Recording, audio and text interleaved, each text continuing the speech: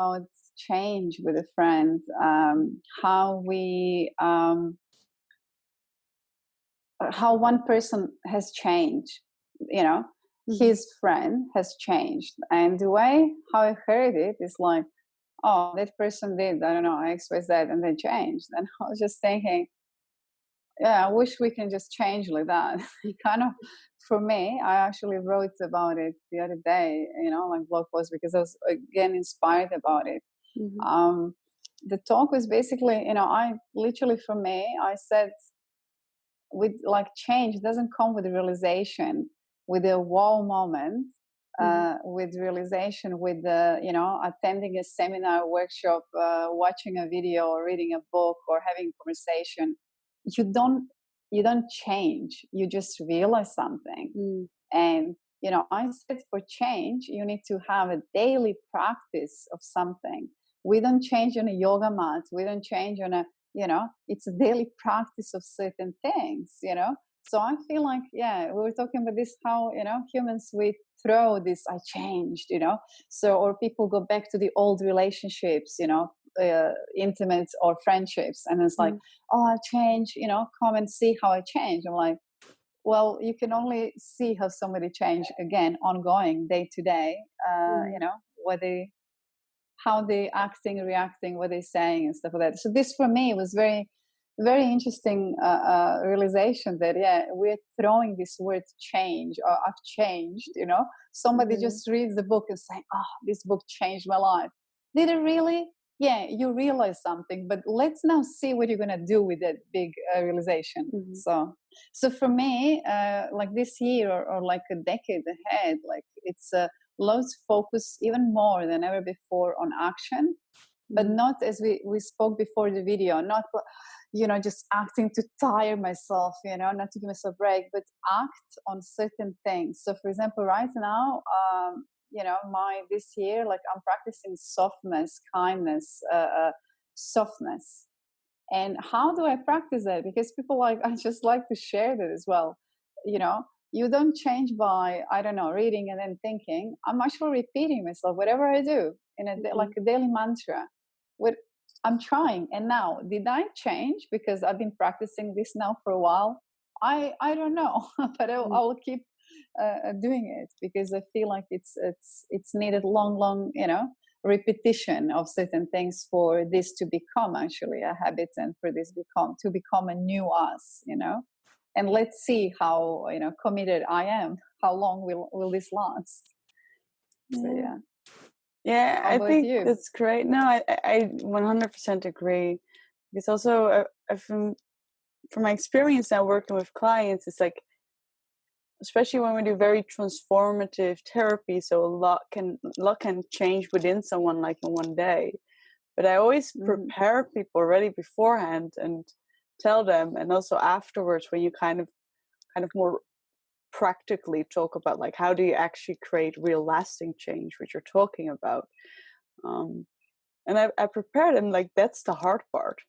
That's like the hardest part for most people. It's like keeping that up. So when we get an insight of, for example, like, for a lot of people it might be, um, when, for example, when you go into the emotion more of loneliness and things like that come up, like, I need more connection in your life.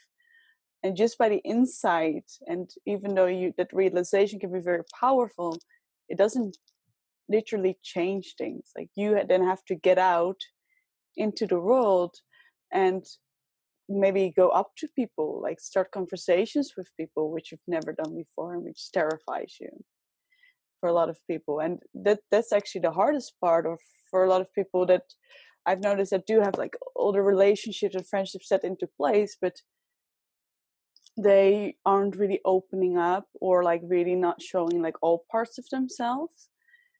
And then the realization is great, but then you actually have to do it, and Yeah. that's the hard part. And then it's not just doing it like once, like you said, it's Yeah. like a daily thing. So it's not just, okay, yeah, I've done it, I went up to someone and started a conversation. No, it's something that you have to continue to do until it becomes natural. So I feel like a lot of things in the beginning, that's the difficulty of change. The beginning can be quite hard.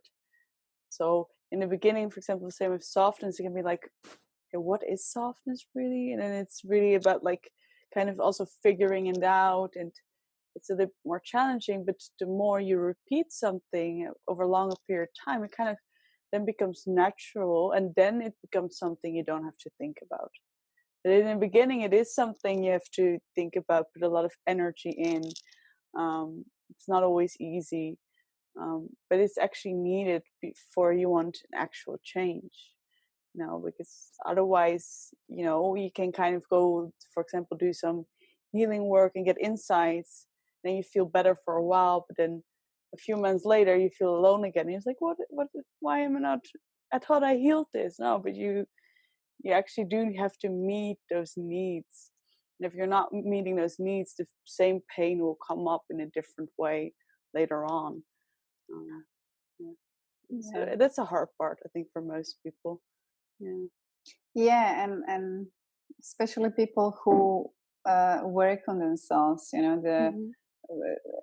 you know reading self-help books, doing shadow work, doing deep work, Mm-hmm. because we're all very proud, as we're saying, with a little ego. We're doing like shadow work, but actually what I've noticed that I've been lately, I mean lately means like last, I don't know, maybe even a year, like really focusing on this, like what are you actually, what's your actions, and I've noticed that people who are obsessed, especially with the healing and shadow work, they actually day to day in their practices, they're not practicing it. I don't know. Go to the shop, do something different, greet, smile, or try to engage if you lack connection. Try get out of this comfort zone, and like I don't know, stress this enough that people need to get out of the comfort zone. And it's not that I'm being aggressive to you, a little bit, little by little you go. No, not like little bit aggressive, little by little get yourself out of the comfort zone, because otherwise you can just close the door, do the shadow work, and live alone with your shadow work. I just don't see the point of it. So I feel like this needs to be maybe like mostly, like now I'm giving my clients homework, these kind of actions day to day, and also the positive things, because they're so diving so deep into such a darkness that I feel they need to also see there's a light and that the world is beautiful as well, but not in an invalidating way. But there needs to be some kind of balance, because otherwise we're just only focusing on trauma and pain, and I think it needs for us to kind of go, and I know it's hard, I know, like I've been there, but I feel it's my kind of duty almost to remind people on that, so I feel like some kind of light, in their life, also reminding them that there is light. Yeah. And I think it's just as important, right, that we need both. And I think I've also been really into Buddhism, and then they kind of say like awareness, like full awareness and conscious, so that it doesn't really come from like an ignorant place. It is seeing both. So it's being able to see your pain and also see the darker things, and sometimes the things you don't really want to see about yourself, that you prefer to hide away from. But on the other hand, it's also seeing the good and seeing the positive and seeing the beautiful in life. Because if we would just focus too much on the shadow, then we just get so sucked into it that it can then be even that we kind of forget to enjoy things. Right, and that's what I've realized with a lot of people who kind of get into that pattern of shadow work. That a lot of people, there are people that take it so seriously, like their healing work has to be serious, and I have to do it right. That's really, usually that's also, of course, a pattern that comes originally from childhood. But then it's about actually the healing for those people is I can also just enjoy things, or that healing can also be being playful and being childish again, and just having fun and doing things for no like good logical reason. And that healing is a combination of both, right? It's being able to be present, go into the pain, but it's also being able to allow yourself to experience joy and all these positive emotions as well.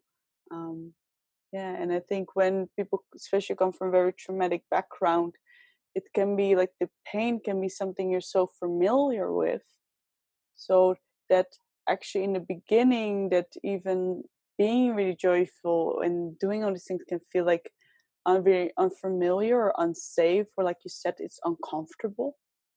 um, but that is actually more what those people actually need, um, because otherwise we kind of just get stuck in our pain, and it doesn't get us anywhere. Mm.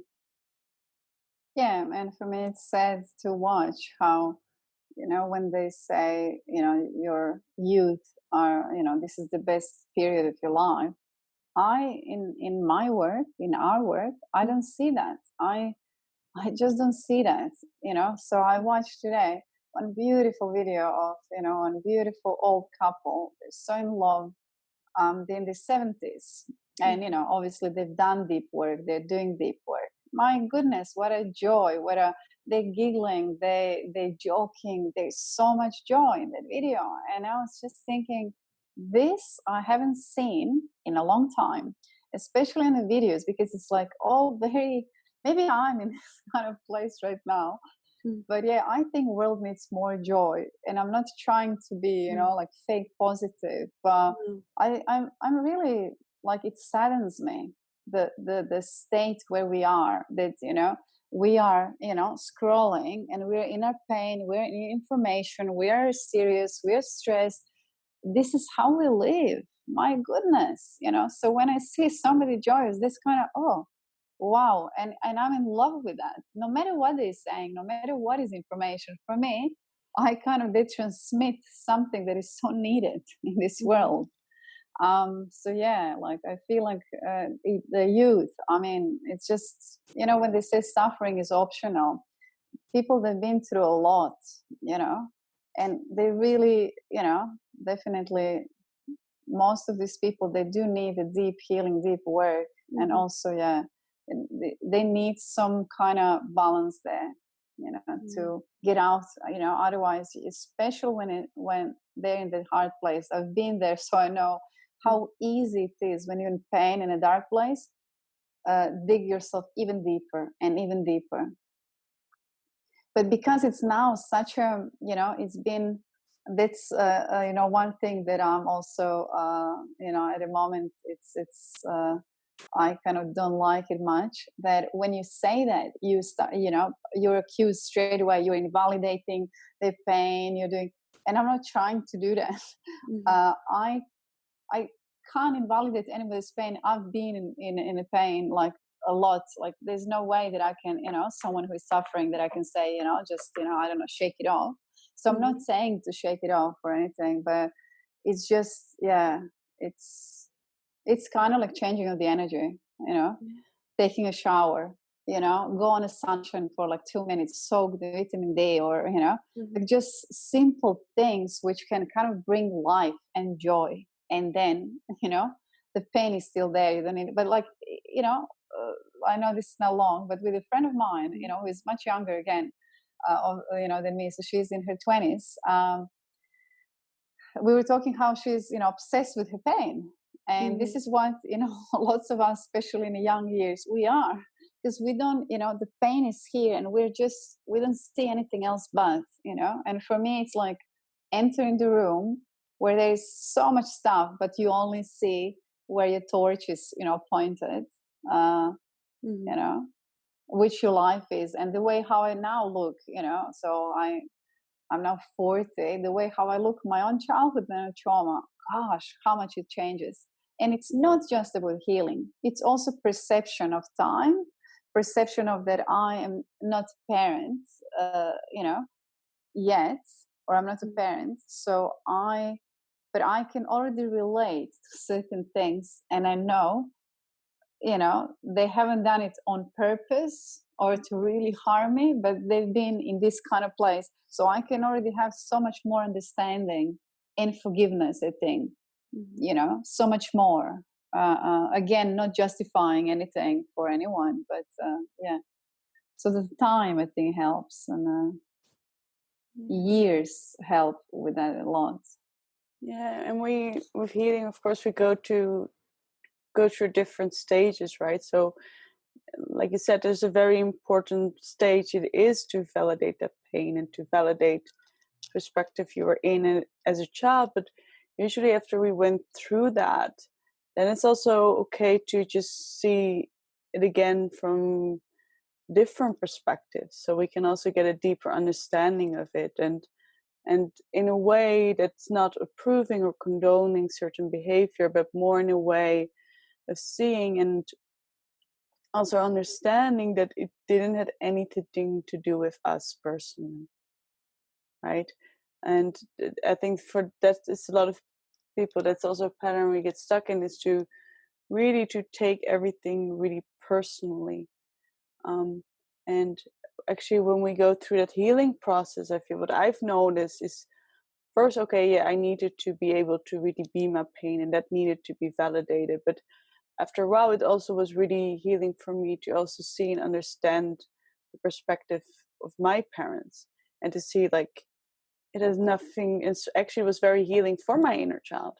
See, like, okay, I can see and understand now their childhoods and where it was coming from, and the pressure they were under. Like a lot of parents are under a lot of pressure, and that's why they did those things. And it was never something personal with me, because that's the more the perspective when we're still in pain. It's like you said, it's very, we're so absorbed in our pain and everything is about the pain. But when we kind of get out of that, we can see more clearly. And I think it's also allowing ourselves to get out of that, right? Giving yourself permission to also really, like I said, experience that joy again. Because especially for people who are aware of inner child work, you don't want that child of you to be in, when you have a young child, you're not going to be with a child to for them to focus on their pain the entire time. And I think that's also the shadow side of what I've seen with more parents I've worked with their children, and they become aware of emotions, and they become aware of like how we are not supposed to suppress negative emotions, and we should really feel and acknowledge that. But the flip side of that is thinking there's something wrong with the child all the time, right? And sometimes all a child needs is just for a parent to just be present with it. Like, it's okay not to feel good all the time, but it's also okay to feel good again. And you don't always have to fix, heal, or go into therapy or whatever it is, because that's what I've seen as well, that you now have a lot of parents that are really conscious, and it's like, I want help for my children, so I want also them to go and see a therapist, or they send them to me, and I'm like, no, let your child be a child and go through their transformation. And it's also okay when they feel a little bit worse for a while, and you don't always have to like fix, heal, or change something in the child. Like, again, like both is good, like both the more heavy emotions, but also the very light emotions. And actually the pattern that keeps a lot of children stuck is like thinking that there's something wrong with them. And I think that's also the trap of shadow work. There's something wrong with me, there's something wrong with me, so I have to continue going and do all this work. But it's like a never ending cycle, because it's just like a loop more that people get And in. also they feel injustice. I've had, actually, was it 2 days ago, I've had a client who, she's also like young girl in her 20s, and accusing her mom, and we spoke about it. And I work with many clients who are still very angry with the parents, and Mm-hmm. fair enough, Yeah. anger is there.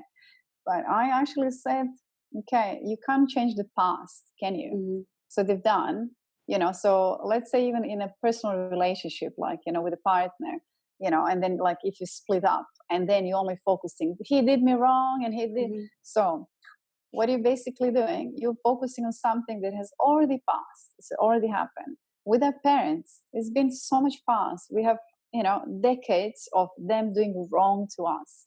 Now, I'm always saying, like, focus on your healing. But putting a gun in front of the face and saying, say sorry, you did me wrong, this is not going to get you love or safety, Mm-hmm. anything that, you need from them in the first place.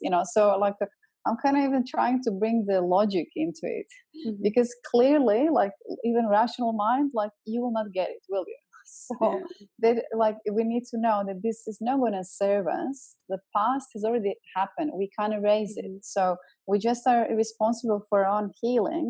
And even that anger and forgiveness, I'm not trying to push anybody into, but bringing it up over and over and expecting love and change from the parents, I think it's a bit, like I said, not, there's no logic there.